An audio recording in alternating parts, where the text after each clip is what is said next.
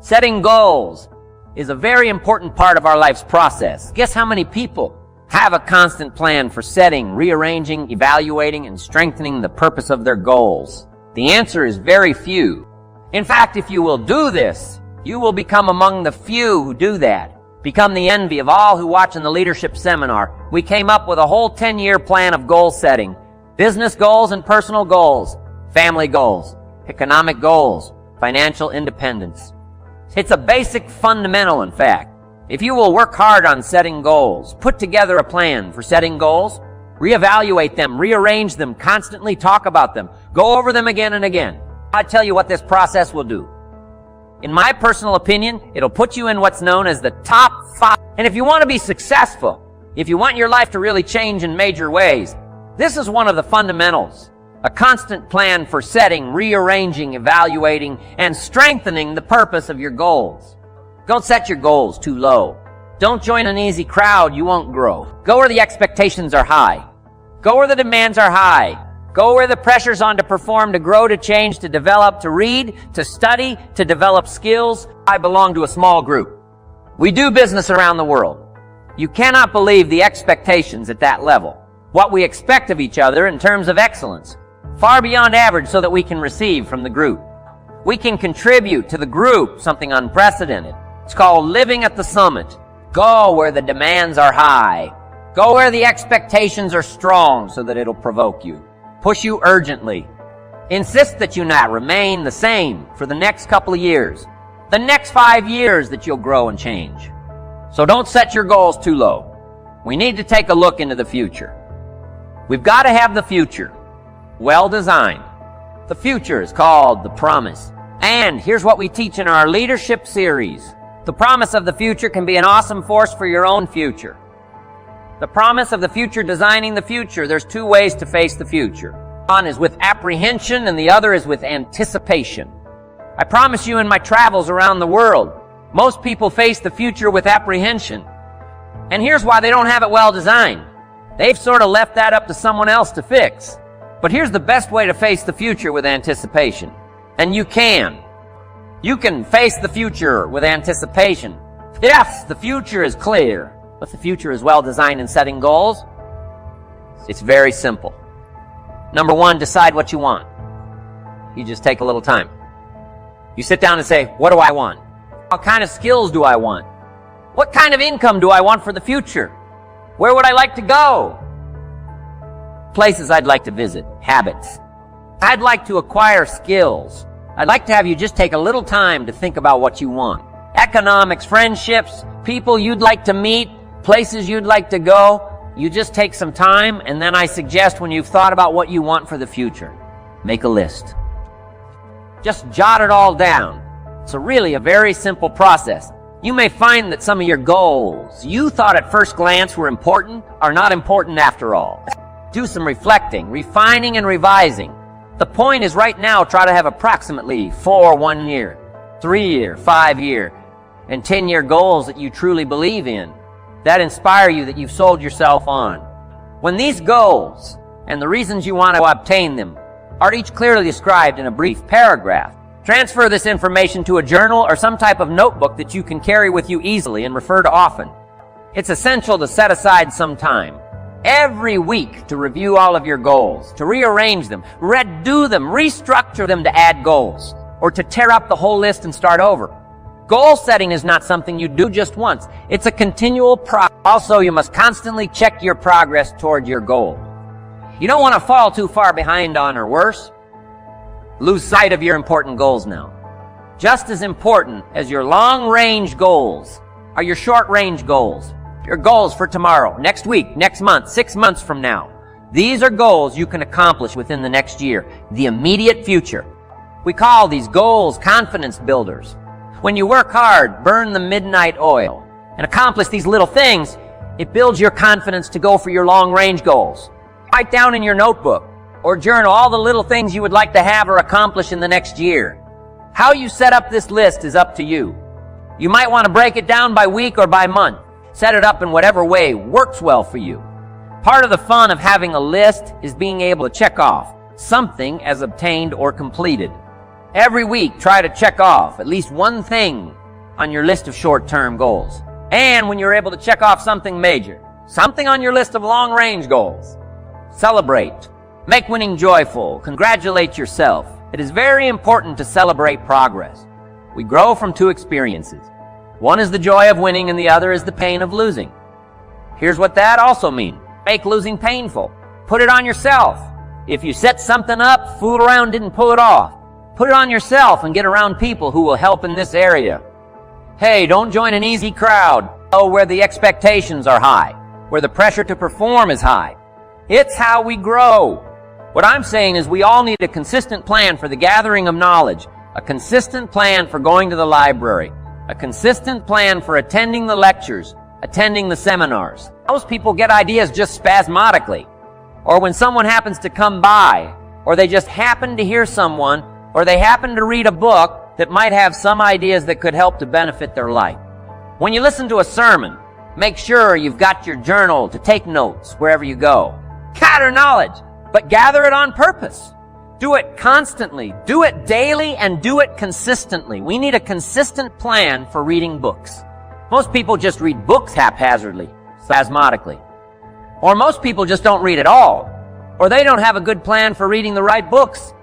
Sure enough, the man reads the comics instead of the classics, and he misses all the things that could really benefit his life because he doesn't have a plan. Here's a good thought to consider.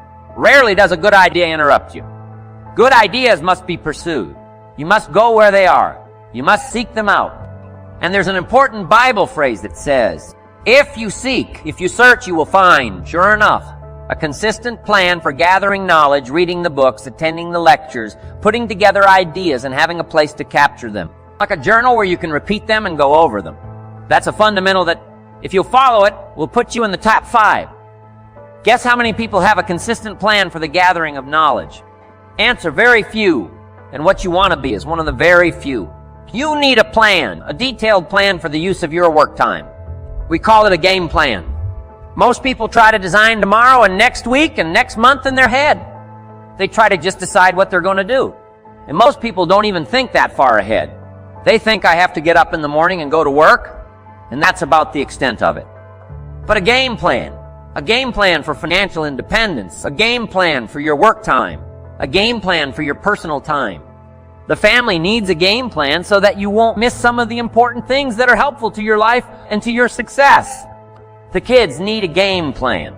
Mom needs a game plan. Dad needs a game plan. You need a business game plan. You need a game plan for your office if you're in business. A game plan for your business. A detailed plan for the use of your work time.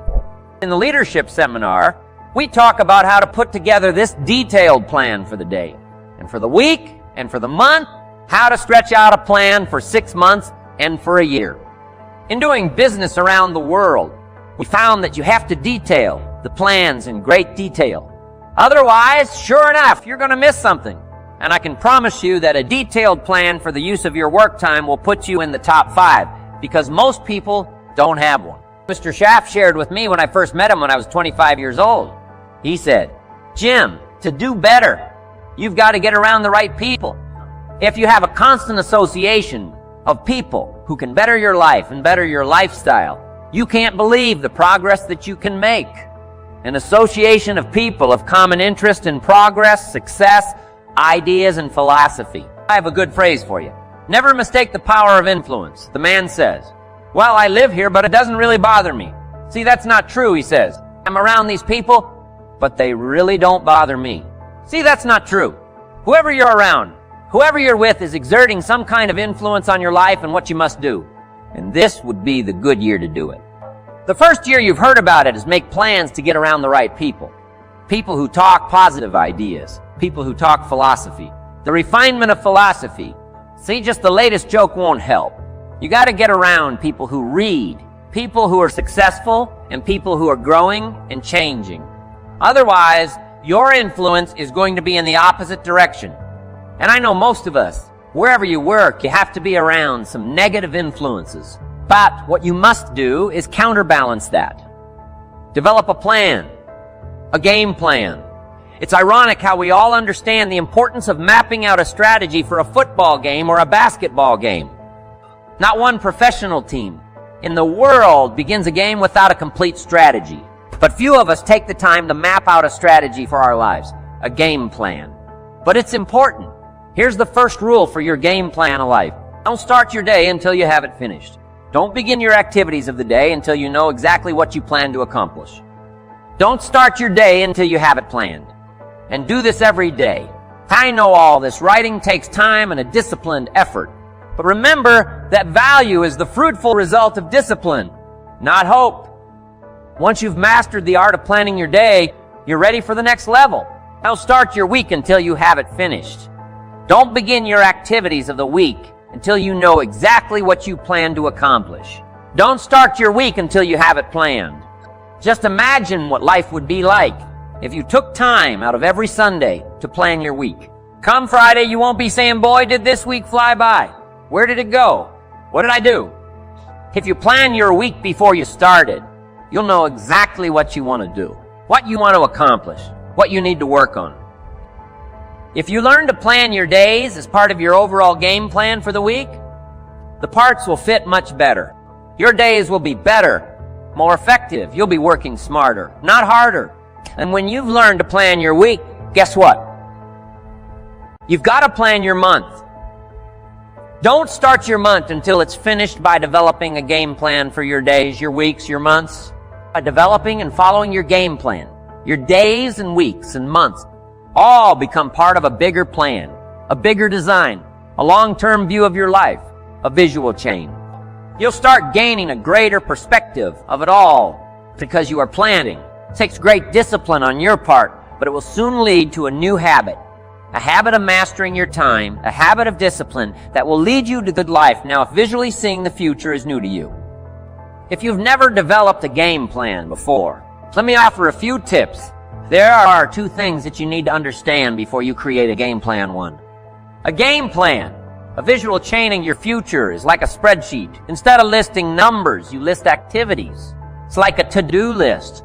And two, the technique of developing a game plan can be used for a single day, single project, or a variety of projects that are happening simultaneously. Here's how you do it. First of all, you need to buy a pad of graph paper. Game plans work best on graph paper. So take a sheet of graph paper and make vertical columns of the number of days. This plan is to cover. Then on the left-hand side of the paper, write the heading activities. Under this heading, list all of the activities to be accomplished within your time. Let's say, for example, that you've got 1 week to finalize the marketing plan. It's an overwhelming amount of work to complete, but it's got to be done. So break it down piece by piece. How? The best way to start is by listing all of the individual components on the left-hand side of the page. Now, some of these things need to be completed before others can be started. You need to have your market research results in before you can determine your target market. You need to know your target market before you can develop your marketing strategy. You need to have your marketing strategy before you can create a budget for collateral, materials, and so on. When you break down the project piece by piece, deadline by deadline, you can be more effective in delegating the appropriate pieces of the puzzle, and you can be more effective in doing your own work while orchestrating the rest. The final result of developing a visual chain, your game plan, is a clear visual presentation of the tasks before you. Keep your game plan in plain sight. Put it up in your office where you can easily look at it. Have a copy of it at home and tape it to the refrigerator. Keep a copy in your journal for quick reference. Your game plan will serve as a constant reminder of all that you need to do to get where you want to go if you're doing all that you're scheduled to do. Game plans are very rewarding, and the discipline of developing and following a game plan is exciting. Day by day by day, week by week by week by week, month by month by month by month, you'll see the magic of your dreams and plans turning into reality. It's an incredible feeling of being in charge of your life, your surroundings, your future. It's like creating a work of art on the biggest canvas imaginable. It's creative, it's beautiful. This is powerful stuff. To dream a dream, plan for the dream, and then to watch your dream turn into reality. And what's really powerful about creating game plans is that you can see your future right before your eyes. So on those days when your energy isn't up to par, Your enthusiasm is a little low. Your ambition isn't pulling you, and your attitude isn't on the high side. On those days, use your game plan to see how far you've come and take time to realize just exactly where it is that you're headed for on those days. It's your discipline and visual chain of the future that will pull you ahead. It can't possibly set you back. It'll pull you ahead. Develop a game plan for your life and make sure that it includes more than work projects. Make sure that your game plan includes time for recreation, time for reflection, time for exercise, time for health, time for spirituality. Let's say you've developed your plan and you've penciled in writing a report from 9-0 to 10-0. Well, if you don't do your best report writing this early in the morning, what if you do this kind of work best at 3-0 in the afternoon? Then juggle your projects around a little. Found yourself well enough to know what you do best at different times of the day, of the week, of the month. Know the best time for you to accomplish certain type of task and schedule it during those times. You have to work with your game plan in order for it to best work for you. And you have to maintain the discipline of working your plan until what? Until you've got it down in the end. It is your own discipline that acts as the magic catalyst to give substance and depth to your ambition, to achieve your own plans and dreams, to have what you want to have, and to become what you want to become. Your consistent self-discipline is the magic catalyst. Ultimate question cannot be whether you are going to make the fundamental disciplines your own. The ultimate question is when, with the intense and consistent application of worthy disciplines, we have the individual and collective capacity to change ourselves, our incomes, our attitudes, our lifestyles, and our effect on other people. We can change opinions. We can change leadership. We can even change the direction of our nation.